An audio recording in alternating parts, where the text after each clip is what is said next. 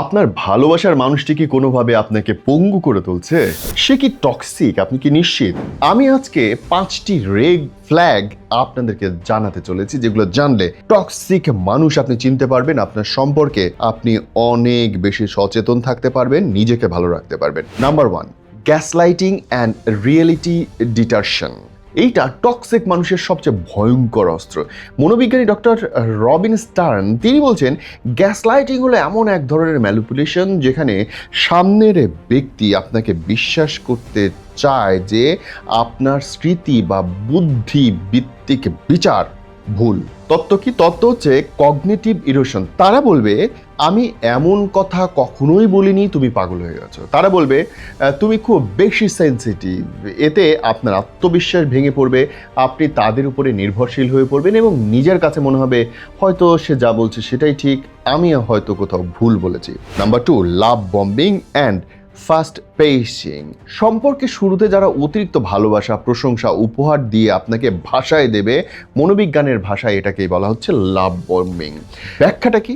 আপনি আপনার মস্তিষ্ককে অতিরিক্ত ডোপামিন নিঃসরণ ঘটিয়ে দেবে এবং এই কারণে আপনার এক ধরনের আসক্তি তাদের উপরে তৈরি হবে, কিন্তু পরবর্তীতে যখনই ভালোবাসা হঠাৎ করে তারা বন্ধ করে দেবে, তখন আপনি নিজের উপরে দেখবেন কোনো নিয়ন্ত্রণ নাই। এটা সাধারণত নার্সিসিস্ট পার্সোনালিটি ডিসঅর্ডার NPD-এ আক্রান্ত যারা তারা করে।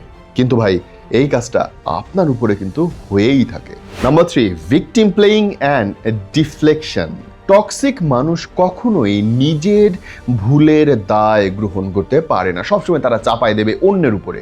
তারা সবসময় নিজেকে পরিস্থিতির শিকার, ভিকটিম হিসেবে উপস্থাপন করবে। আমি তো করতে চাই নাই, হয়ে গেছে, আমি যাই নাই, এটা আমি কেমন যেন হয়ে গেছে, আমি জানি না জান, এরকম নানান উদ্ভট কথাবার্তা বলতে থাকবে। তত্ত্ব কি বলছে? তত্ত্ব হচ্ছে, এটাকে বলা হয় এক্সটার্নাল ল্যাক অফ কন্ট্রোল। আপনি যখন তাদের কোনো ভুলের প্রতিবাদ করবেন, তারা উল্টো এমন কিছু করবে, বলবে, দেখাবে যাতে মনে হবে ভাই দিন শেষে দোষটা আপনার।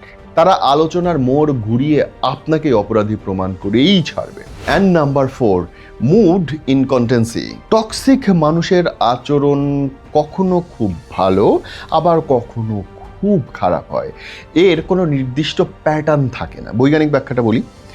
BF স্ক্যানার তিনি বলছেন, অনিশ্চিত আচরণ মানুষের মস্তিষ্কে তীব্র আকুলতা তৈরি করে।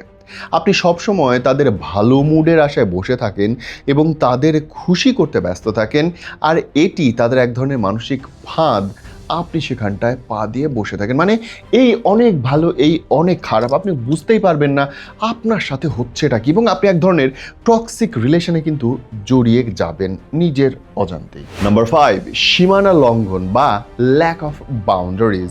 টক্সিক মানুষরা আপনার ব্যক্তিগত সময়, গোপনীয়তা, মতামত কোনো কিছু তোয়াক্কা করবে না। প্রয়োগটা কেমন? ধরেন হুট করে আপনার ফোন চেক করবে, আপনার বন্ধুদের থেকে দূরে থাকতে বলবে, আপনার ক্যারিয়ারের সিদ্ধান্ত বাধা দেবে, আপনাকে স্কুলে যেতে দেবে না, কাজ করতে দেবে না, আপনার যেটা অধিকার সেটা আপনাকে দেবে না। মনোবিজ্ঞানের ভাষায় একে বলা হয় ইনমেনশমেন্ট, যেখানে তারা আপনাকে স্বতন্ত্র মানুষ হিসেবে নয়, বরং একটি অংশ হিসেবে দেখতে চায়। ওরা আপনাকে মানুষই মনে করে না। এই পুরো আলোচনা থেকে কি শিখলাম জানেন? হার্ভার্ড বিশ্ববিদ্যালয়ের একটা গবেষণার কথা বলি। তারা বলছে, টক্সিক মানুষের সাথে দীর্ঘ সময় থাকা আপনার শরীরের রোগ প্রতিরোধ ক্ষমতা কমায়, দীর্ঘমেয়াদে বিষণ্ণতা তৈরি করে, আপনি নিজের কাছে নিজে ছোট হতে থাকেন, এবং বিজ্ঞান বলছে কাউকে পরিবর্তন করা কিন্তু আপনার কাজ না, আপনি সেটা পারবেন না। নিজের মানসিক সীমানা রক্ষা করতে হলে নিজেকেই করতে হবে বুদ্ধিমত্তার সঙ্গে।